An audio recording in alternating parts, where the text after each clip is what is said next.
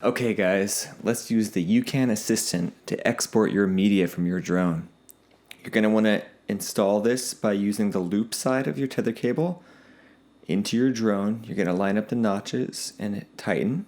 After that's nice and snug, you're going to want to do the same thing with your Wi-Fi repeater with the non-looped side of the tether cable.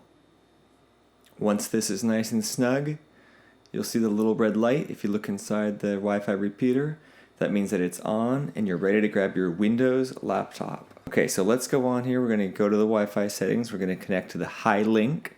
The password is 1, 2, 3, 4, 5, 6, 7, 8.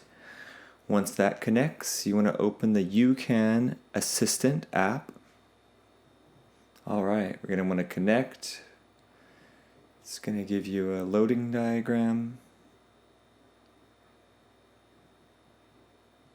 Okay, so here's your app. You have pictures and videos.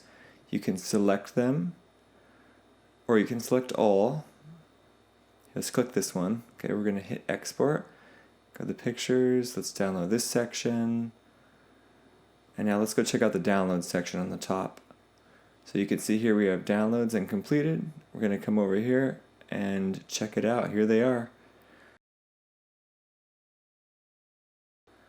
So here's a little snippet from the other day. Next, I'm going to show you some settings. We have the language settings. We have English, Chinese, or Japanese. And we can also change the download path to where the assistant will save your files to. And then there's the firmware updates here. I hope this helps, and I hope you have a blast with your BW space. Thank you.